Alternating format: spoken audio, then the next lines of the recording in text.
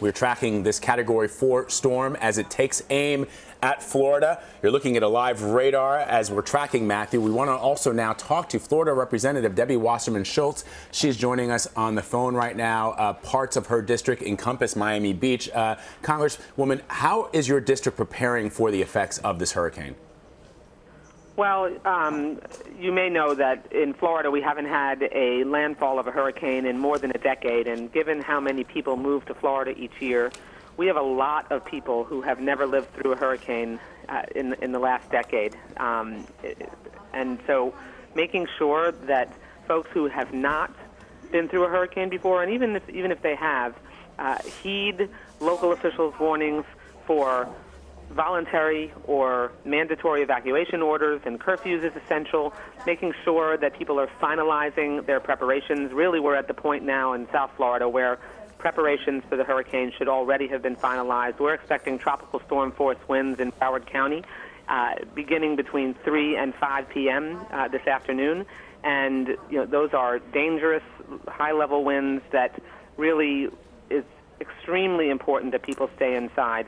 North of us a little bit is where the hurricane force winds are most likely to occur in Palm Beach County. So people need to have been getting their storm shutters up. They need to have been having at least a 72-hour supply of water, non-perishable food, their medicines, gas in their cars, anything they're going to need in the immediate aftermath of the storm. Because too often, Vlad, we have people who think that it's first responders that are going to be able to take care of these needs for them and provide that. And that's absolutely not their responsibility. What they're supposed to do is make sure that they can help clean up and keep people safe once the storm passes. Well, and after a storm, you oftentimes have the power out for several days. You go under curfew, I know.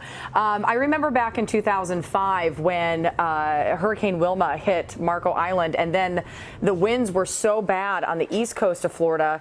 Are you guys concerned? I know it's a Category 4 storm. You've got 145-mile-per-hour winds. There was so much done after that storm to try to have better protection of things like windows and making sure that the impact of those types of winds, that buildings were kind of built to withstand these types of storms. Has enough been done in your area, or is this going to be very bad for your district?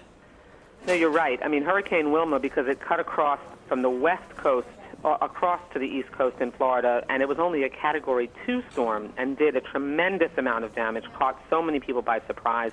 That was a big wake-up call for us. After Hurricane Andrew, which was a devastating Category 5 storm, South Florida's building codes were significantly strengthened so that if a home's structures built after 1992, when Hurricane Andrew hit, they now have windows that can withstand the highest storm winds.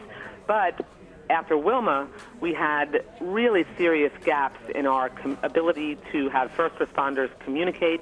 There wasn't a sufficient interoperable communication system. People were not able to reach first responders. We had really serious problems with making sure that people had water at the distribution sites. That has really been something that we've worked on in the last decade with coordination between local, state, and federal officials. And so we will have a very efficient response operation in the aftermath of this storm. But like you said, I mean, power outages end up being very significant. This is a Category 4 storm, which has much more significant winds. And you know what ends up happening is so often the deaths and injuries that take place occur from people doing dumb things after the storm has passed. Right. People need to make sure that they are keeping themselves safe, that they're not picking up tree limbs, that they could be stepping in puddles that have down power lines in them. I mean, there's really serious safety issues in the aftermath of a storm, and people have to make sure that they're paying very close attention to the instructions of public safety officials. Yeah, when you have water in neighborhoods, too, you have alligators and snakes in Florida. Sure. So Debbie Wasserman Schultz, thank you so much for being with us. Appreciate it. You're welcome. My pleasure. Everyone stay safe. You too. You too.